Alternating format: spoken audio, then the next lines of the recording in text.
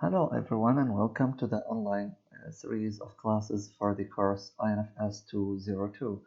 Alright, so in this class we are going to present you the chapter 5, or actually like part of chapter 5, as like following the TA plan you're taking in the beginning of the semester. Alright, so in this chapter we are going to specifically talk about the system software. That is actually the operating system. So if you remember previously, we were describing the general purpose softwares, those kind of softwares that are actually being used by the user. And then we have dived deeper in another chapter talking about the more detailed specification, like more detailed kind of softwares that are being used for special purposes, and we call them we call them a special softwares, or like kind of a software that has more details in it. And examples we have given to that, like Photoshop, like Adobe Reader, and all these kind of software. So in this chapter, we will go through the system software again, as I mentioned, and this is actually the objectives or the values that you're expected to get out of the course.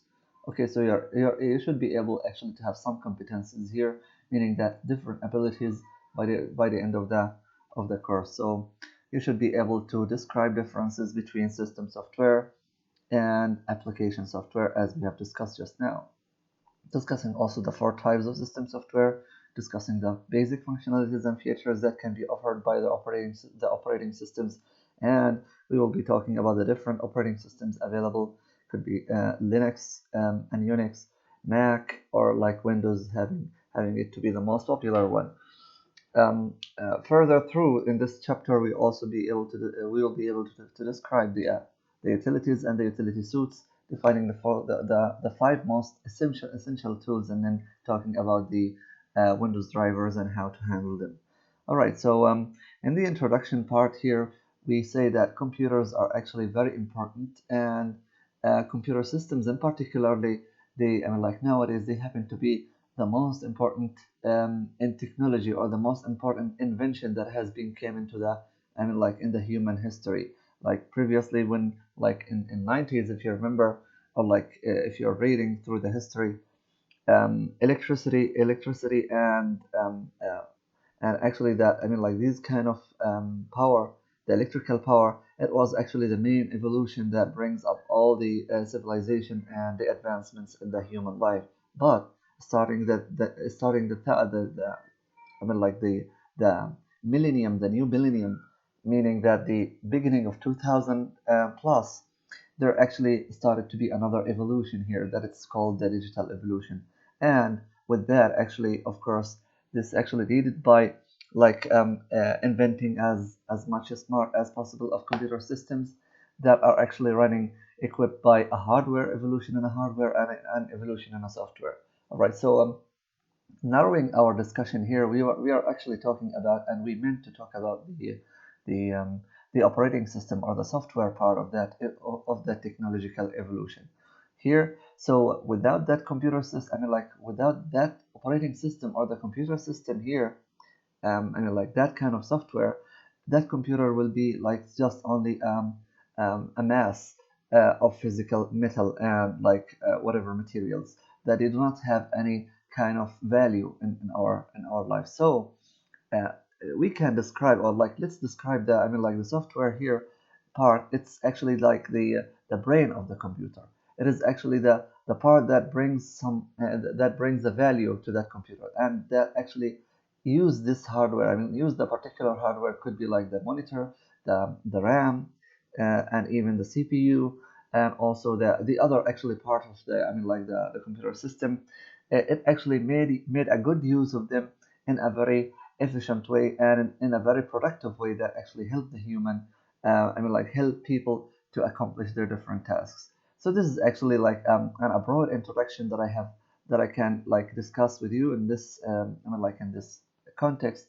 But like, okay, referring to the slides here, as you can see here, so of course this is like indicating the importance. Why do we need computers here? And there is actually like a good promise that a computer manufacturers are actually giving the like their customers, is that they're actually making computer systems or like making operating systems to be available all the time. So no matter, no excuse, if I want it there, it has to be there. Meaning that whenever I press on my desktop or laptop, it has to function, and it has to come up to, I mean, like, it has to boot up to the, I mean, like, to the desktop to be, I mean, like, to be available for usage. There are actually also another kind of features here that are actually that might be, I mean, like, that might be kind of a distinguished in like the evolution of the in the computer software, that it's actually the plug and play devices, or like the plug and play ability, whereby you do not want actually to bother about, like, whenever you're buying a new mouse, for example, you just want to plug it on your laptop and you're expecting it to work, you see. So this is actually thanks to a lot of technology and a lot of software and programs that has been integrated in the hardware, that actually makes that ability to happen. So this is a very actually a very beneficial technology that wasn't actually there in those kind of previous operating systems. To say, like, for example, Windows XP, maybe the beginning versions of Windows XP, maybe you couldn't find it there. You need to actually define each so I mean, like, each device, whether it's a mouse or a keyboard or camera or mic, you have to go through a wizard or like kind of a software that you need to install it in order to make this kind of peripheral integrated to your system. So also, what are the other things that we are expecting here from the computer to do for us, or from the operating system, like in general, the software, uh, like plug and play ability, sharing resources over the internet, meaning that the ability to join different computers to each other. And this is actually done, of course, beside the cabling and the hardware side. Of course, there should be kind of a software that actually enable us to manage that. Downloading different apps, meaning that there should be also availability to, I mean, like, for us, whenever I want to get like any particular app, it should work with that operating system. And the operating system or the computer system has to handle it without any kind of rejection. And then for fault tolerance here, in case of any issue happen to the computer, how the system is going to heal up from that, or how is it going to quarantine that fault in order not only not to affect the entire performance of the whole computer. So with that, we give a little thought usually to the processes and the programs running behind the scene. Like, for example, here, you just want to use that computer. You see, like, for example, here, I just want to go to my folders here, viewing whatever, I mean, like, whatever data I want here, without like taking care of what is actually going behind the scene. All right. So if you just go, for example, here to this tool, I'm just I'm just showing you just a little bit of the practical part in this. You see, like, I'm just running here over 1, 2, 3, and all this bunch of processes are actually being launched behind the scene here. You can see a lot of them, almost like 100 processes actually can be, I mean, like, are actually activated now, and they are actually using the, I mean, like, the different hardware resources. This is why we just only want, I mean, like, this is the behavior of most of the users. They do not really care of what is going behind the scene here. All they need is that whenever I press select, it's just selecting that. All right. So this is, I'm like, okay, well, fine. This could be kind of a promise that a computer systems has to do that. I mean, like, they have not to give us the, I mean, like, the need in order to inspect one by one what do I need to know, and I should know everything about, like, all the processes. But rather, of course, it should allow us to do our own task while the computer is also performing his own tasks that actually enables the operating system to run. Okay, but, like, okay, let me tell you, whenever you want to start to be a professional in the field of computer systems and an expert, of course, you should actually concern about these. You need to know why actually we have all these functions, all these services, and what each service is actually doing, doing exactly here, why it's active, and what is it about. All right, so well, system software here, it's like, let's just talk about, like, the differences here. Application software and system software. There is actually a difference between them, and we have already studied before in our previous chapters, um, the application software. that is actually a software that has been made for the user, rather than a software it's being made for the, I mean, like, to serving the computer system. When we thought when we say, or when we talk about, I mean, like, saying computer system, meaning that we mean that all the software and the hardware parts that actually made all that computer functioning. So system software here, you can think of the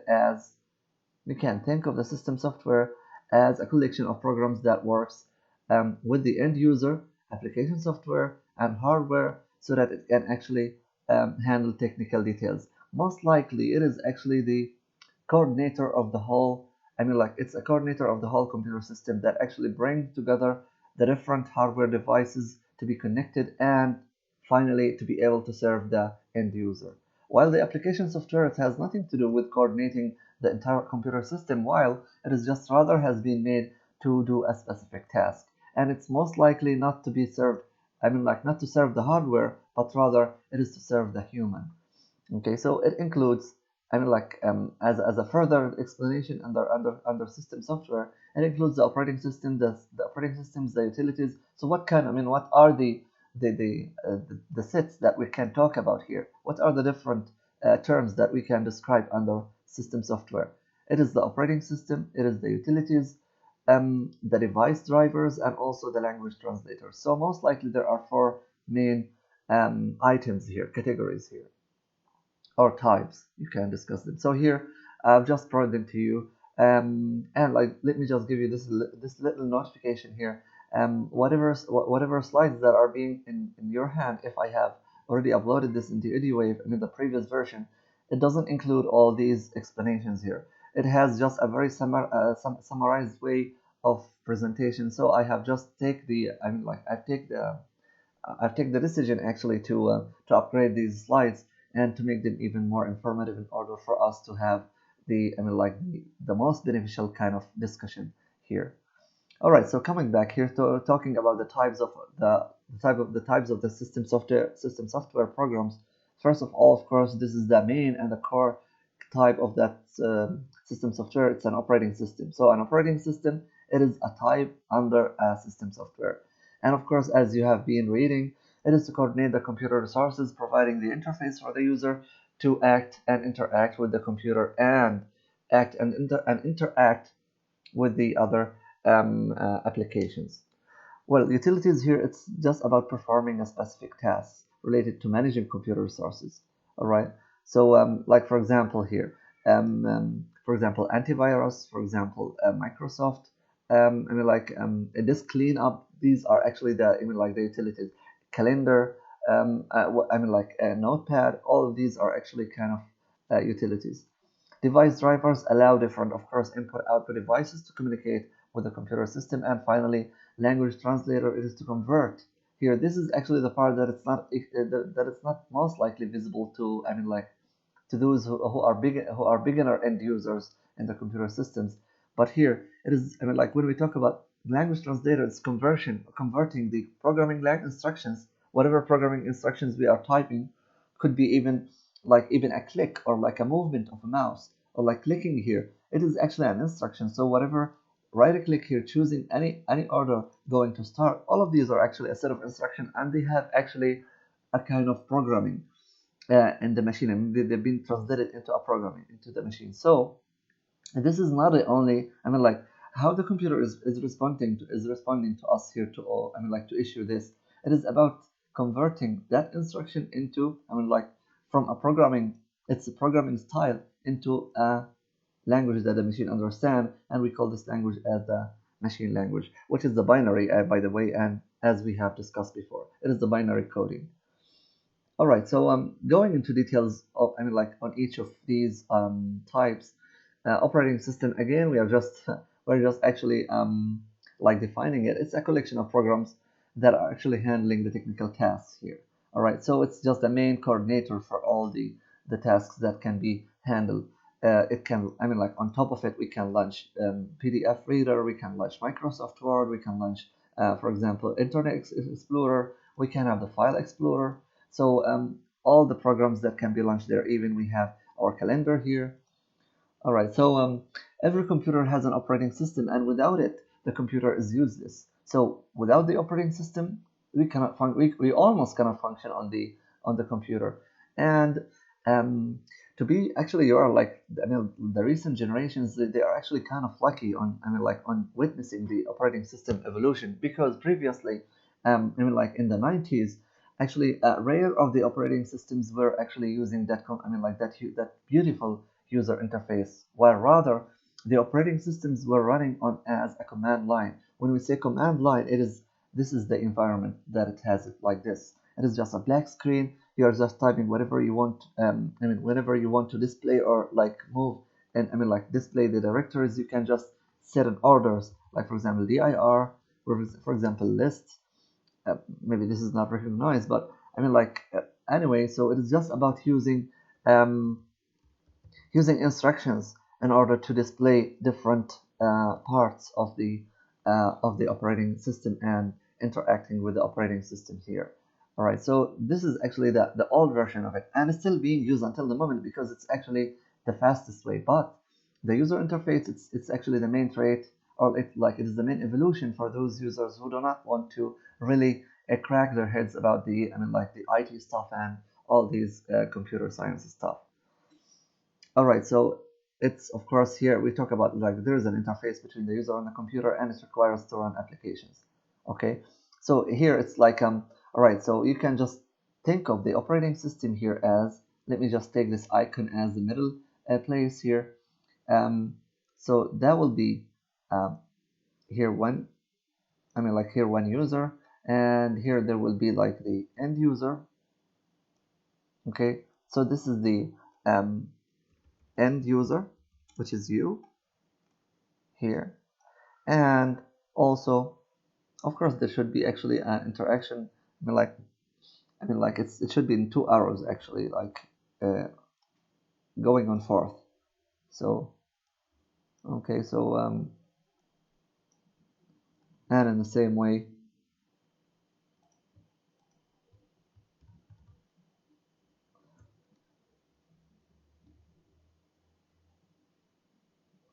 you can just you can just take it all like this with the application, whatever application is actually being running here. So this is the application. So it enables the interaction. It enables the interaction between the application and the user. So the user is actually instructing the operating system in order to work, in order to perform a specific task on the application. Like for example here, I'm using this kind of application. So I want, like whenever I'm using the mouse to right click, it means that I'm actually instructing the operating system to contact the application and response to me. Whether, I mean like to do some specific task, or I mean like whatever purpose or instruction being delivered here. Okay, so let's just move that. Okay, so well, this is it. So well, talking about the functions of the operating systems here, it has actually different functions. For example, managing computer resources, providing user interface, and this is, again, I'm telling you, this is actually one of the biggest evolutions in the operating systems. As before that, it was only using command line and running applications, of course, like using different application technologies, multitasking. Like you see here, I'm able to run different applications in the same time. I can actually use my browser here, and I can actually configure and do many things in the same I mean like in the meantime. uh, well so here and managing about talking about managing computer resources. So here we talk about like managing memory, storage, and also printers, adding and deleting devices, the monitoring the performance, as we can see here. So here, like, I'm able to display how is the CPU is functioning, how is the memory is functioning, the hard disk here, so, and even the internet and the Wi-Fi and the different resources here. So, and also providing security. You can see here like monitoring the security again. Like here, I'm just talking about Windows 10 and even Windows 7 and whatever. I mean, like operating systems, doesn't matter Windows or not. They do have the, I mean, like this ability, but with different interfaces, as we can see here. So I'm able here to see what is the the other options, how the other options are actually going and performing. providing user interface, it's just a character-based interface, meaning that it will be like easy to handle, and actually much better to, I mean, like to approach the application. So um, foreground and background applications here, as we can see, and I have told you these. So these, there are some applications here that actually are running behind the scene here. So we are just running them. We do not see them, but they are running. Like for example here, um, let's say that one service the HCP clients is something related to the networking. Okay, so here we talk about like these kind of applications. So there are applications that are running back. I mean like foreground meaning that these applications that are the foreground. So these are the applications that are available to us here. Well, you can just reach more details here in the textbook 129 for more details, I mean like on these points here. All right, so another features of the, I mean like just now we were talking about the functions of the operating system. Now talking about the features of the operating system. What are the different advantages or like the different facilities that are provided that can be offered by the operating system? Booting. It is the, I mean like it is one of the famous one of the famous and well-known features in the operating system. And actually, it has two types to say. It has a cold boot and it has a warm boot. So talking about the cold boot, it's just like starting your machine. It was off, completely off, and you are starting it. While like warm boot, it is that whenever you are just going and restart your machine. So it doesn't actually completely shut down, but it goes until the BIOS level, meaning that until the level of the motherboard restart, and then it goes up and fire up again. Okay, so this is actually very important, and you should actually be like differentiating between them. Other common feature here, actually it is just same as the application software. If you remember what we have studied before, the icons, pointers, menus, dialog box, files and folders, and even, I mean like more beyond this list, you can just see here. Like for example, here you can see um, like this is the like, let me zoom it in. See, this is the menu here, whereby it actually provides like different functionalities that has been grouped in like each function, I mean like each different functions has been grouped in one set. And also the tabs here, icons, in order to bring like kind of shortcuts, and in order to bring a graphical shortcut to, I mean like to some programs. Desktop, which is the main place where you need to paste your own and your daily activities here. Some widgets here that actually are bringing the, I mean like some kind of information in front of you, and they can be updated instantly. Okay, so these are the files. So we have files and folders. Can you just give me a definition? What is the file and how is it differs from a folder? You may need to think of this. I know it's kind of a very naive question, or like a very simple question, but I believe that like actually most of the, I mean like those beginners in the computer systems, they do not really they do not really know how to differentiate between folders and files. And sometimes they even misspell it. I mean like they misterm that, like give me that folder, while they are actually meaning the file. So this is a file, this is a folder. So as you can see here, a folder, it's actually a combination of files, and a file, it's actually I mean like a place where it stores a specific kind of information, or it actually gives a kind of information. Could be an image, could be a word file or text file, could be like any other kind of file. All right, so again here we are still talking about the I mean like the operating system, that is actually the main part here. Okay, and so um, we have the yeah, let's just go here. Yeah, so here this is like there are actually, I mean like categories. When we talk about the categories of the operating system, so we meant by what are the different available I mean like manufacturers or like companies that are providing operating systems. Uh, um, and this is actually from one side, but like talking about the categories in particular, I mean like the functionality, I mean like the need, because some operating systems, they may be designed for a special, I mean like a special purpose. Okay, maybe because for us as an end users, or like a beginner users, we didn't, I mean like we didn't know what are the other types. We could only be able to know that, okay, so we only have the desktop operating system, or like some operating system that only enables me to be installed in a desktop. But talking in general, actually there are actually some, I mean, like three categories of the operating system. And each, I mean, like the classification of the categories here, it's just based on the purpose and based on the implementation, the scenario, where is it going to be used. First of all, it's the embedded operating system. That is actually an operating system, as simple to say it is the mobile phone operating system or whatever handheld device operating system. Could be a mobile phone, and even this is the most famous example for an embedded operating system.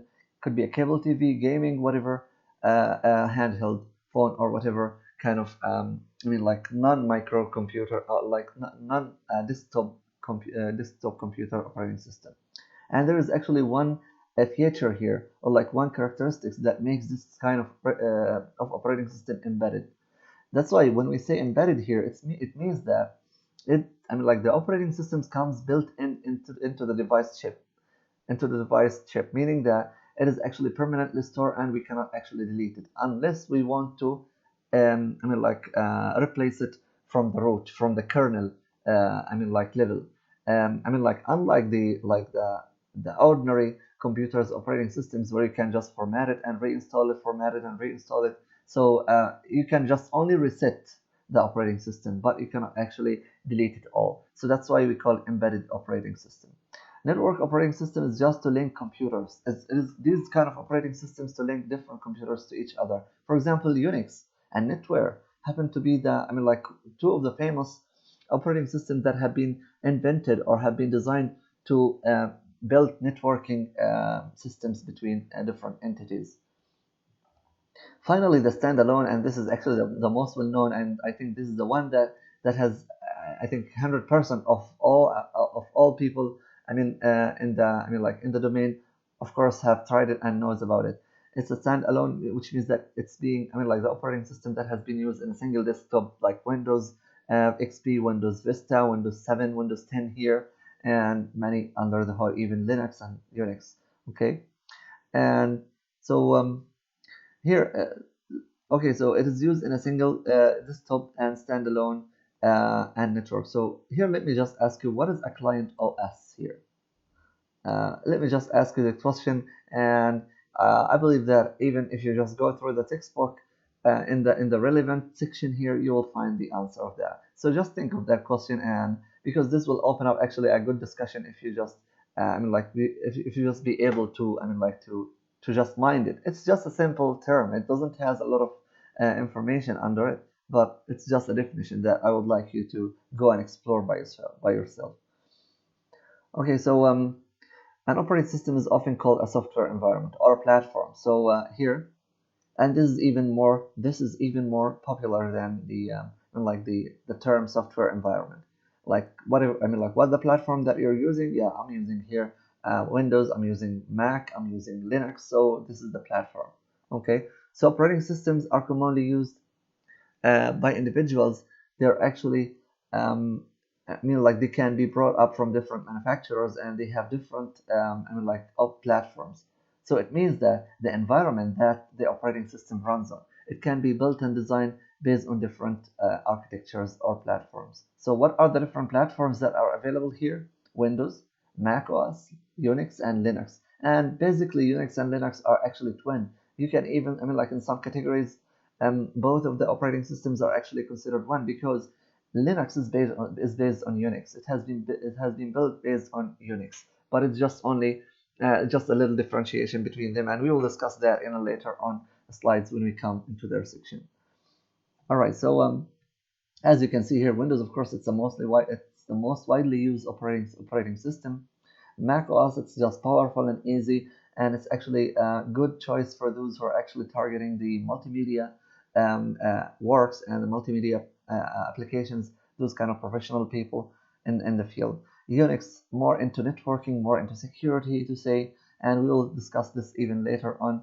And Unix is actually, Linux is actually the most famous, I mean, like variation of the Linux, of the Unix platform, where it has inherits all of its architecture and even the kernel and the core programming has been inherited from Unix by Linux. It's a free, and this is actually the main feature of, I mean, like of this kind of operating system or platform. It's free to use for the, like from the web. Right, okay, so talking about like one by one here, we'll go through them. Talking about Windows, of course, you don't need to, we don't need to talk too much actually about Windows because it happened to be the most popular one. Almost 90% of the market has, of the market are actually running on Windows operating system. It has been invented by Microsoft, of course, and since that time, it was invented for, with the main aim of being easy to use, of like bringing more ease to use and more user-friendly interface. So it has more. That's why a year by year and a decade by decade, more applications are being developed under Windows. But to say is that although this kind of popularity is existed on ground, but we can say that still that Windows are actually not available freely to the users, whereby as an end user you will need to buy your own version of the Microsoft Windows, whatever versions whatever version of Windows you'll be using. But let me just give you this little hint. Nowadays, uh, particularly when we talk about like Windows 10, Microsoft have just realized that they are actually going so much commercialized on this, while like on the ground the other alternatives, like for example here, um, uh, Unix and Linux, to say they're actually providing their services and their operating systems freely available. So Windows has recently decided, just like quite like 4 years or 3 years ago, or even like a little bit more, they've just decided whenever they launch, at the beginning when they launch Windows 10, they have decided to put a free available version of Windows 10 with just a limited features to the users. It's just as equal as the Home Edition, I think, on Windows 7. So it can be originally downloaded from Microsoft website and can be used by the end user. And by the way, here actually I'm just using it. So if I just like go here and show you, that's actually the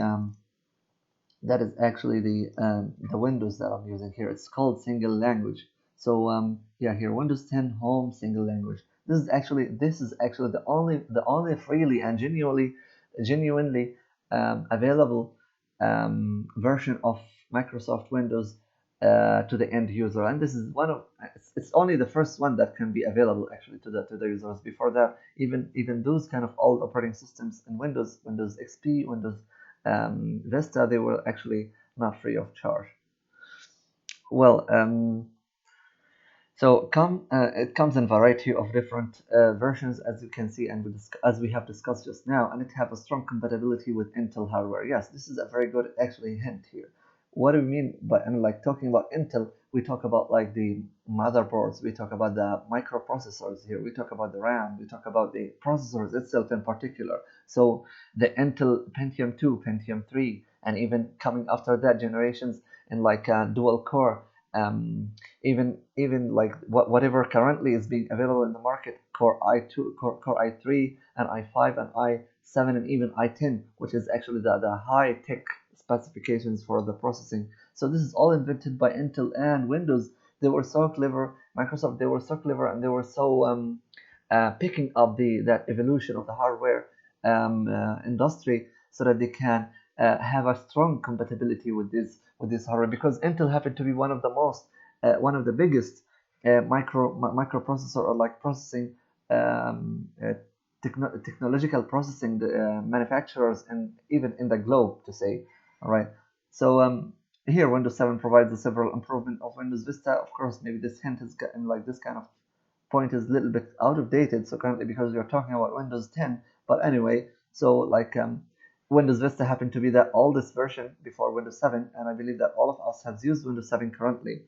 So maybe Windows Vista didn't still alive for long, because I believe that it has a lot of issues inside, and I think even Microsoft itself, they have realized that, and even they didn't let it to be in the market for a long time before they launched Windows 7. That was actually at the beginning of like at the beginning of the 2002 3.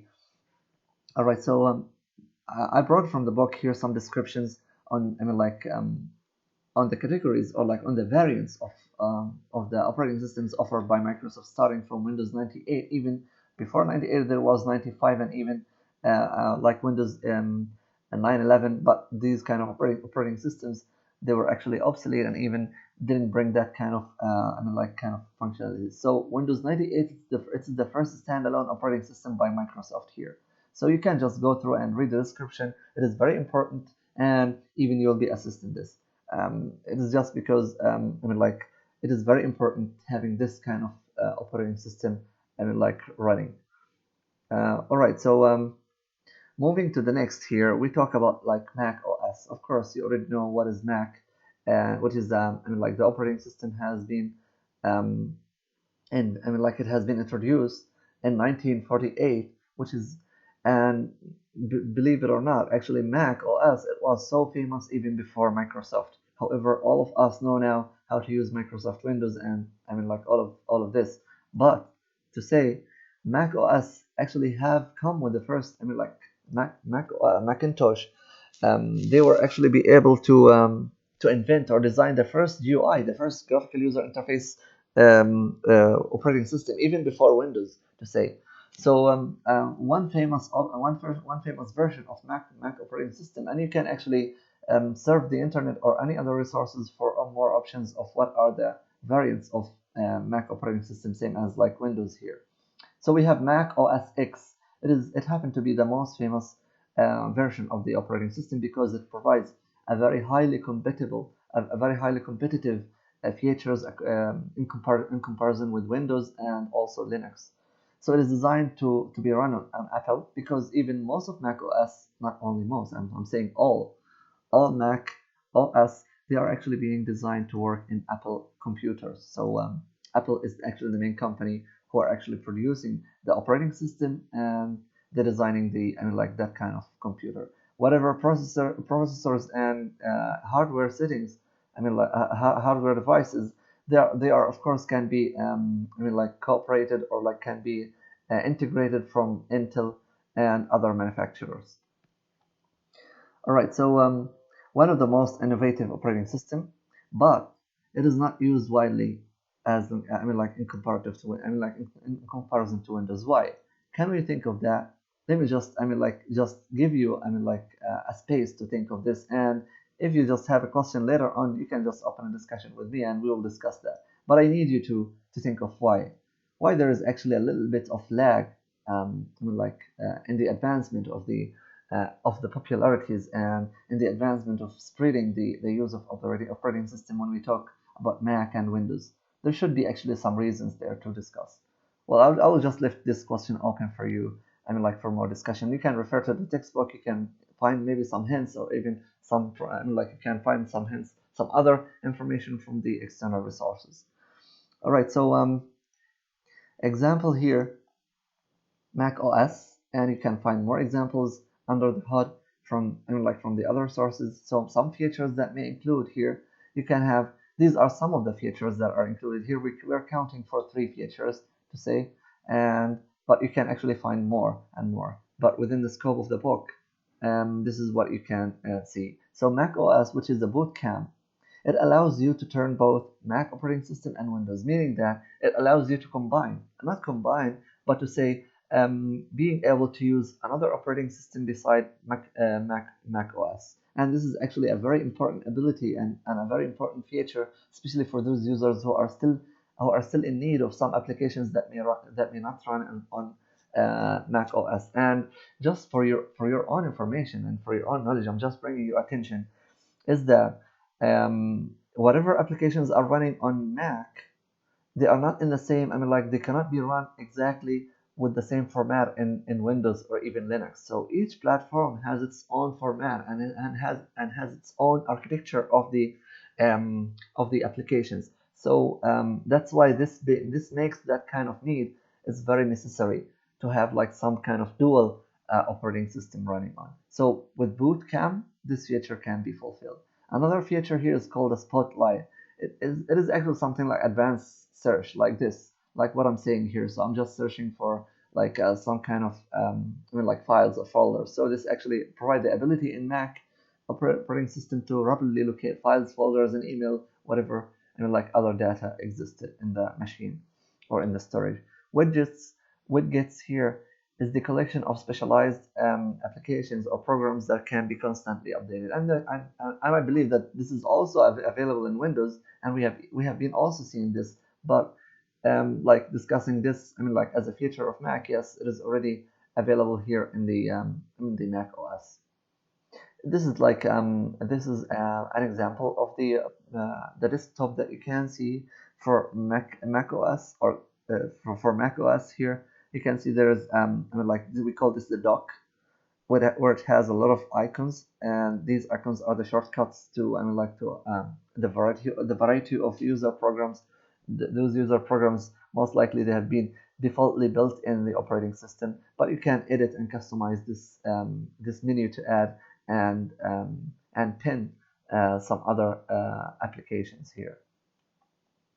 Well, the last variant here, it's Unix and Linux. And you see here, we are actually grouping them together here. It is because, as I told you, Unix has to be, I mean, like, happen to be the mother of that platform, whereby, I mean, like the legacy operating system that was used, it was actually Unix. It was designed for networking, basically, and it was designed actually a command line. It doesn't has any interface.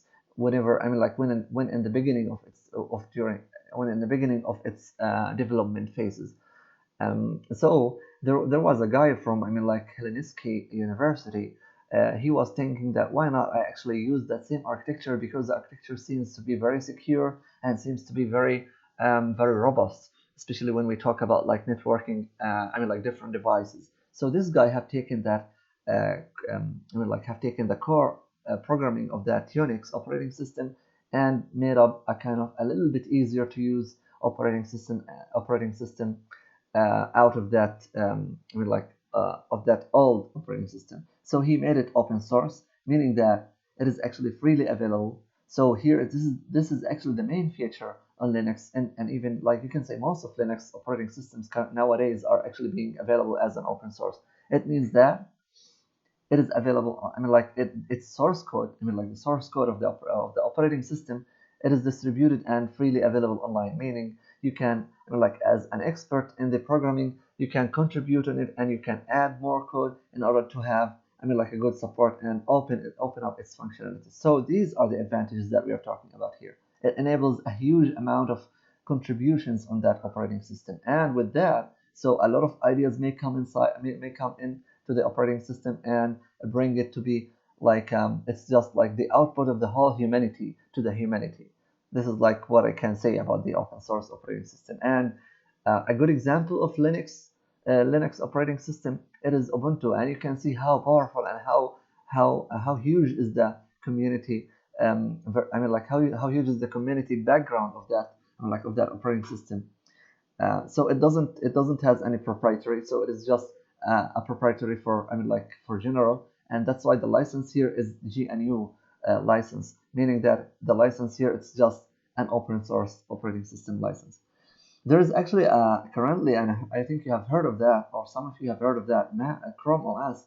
This is an open source operating system that has been built based on Linux. So the architecture here is the same, but they have just make it like more into online desktop. You have only I mean, like a desktop of links, and so you need to have an internet connection, which is the main requirement here in order for that operating system to function. So it is very light and very small size, but in the other side, you have to have the internet connectivity, because all the services and all the, I mean, like all of these services, like could be like the file browsers, could be like the calendar, could be whatever, the task manager, they are all available online on a remote servers, or a remote places, in a technology what we call as a cloud computing. And we have discussed that even in the beginning of our course. So this technology has been leveraged in order to build and in order to run what we call a Chrome operating system. So this is I mean, like the Linux. This is a version of a Linux operating system that you can see here. Um, so to me, I really prefer to use Linux, even like it's more secure. And let me just give you some features even behind the list here. You can see it's open source, number one. Number two, it's highly secure, because I mean, like it requires a detailed amount of security and encryption between, running the different services, and each service has its own level of security. and it can be accessed to only a particular user who have an access to it. Unlike Windows that can be whereby like services in it can be grouped. Like can be accessed by a group of people. So whoever joining the group, he'll be able to access the service. You see, when I say service, it means that the applications. It means that how can I have an access to that folder, for example, here. Am I the only one who having access to the folder, or I'm sharing? I'm sharing it with the other people. All right, so let me just stop with you here, and this is the first part of our explanation and discussion on chapter 5, and I will meet you later on for continuing the discussion on the rest of the points. So with that, I hope this video has been informative to you, and I really thank you for watching this, and please keep in touch with me for any queries. Thank you.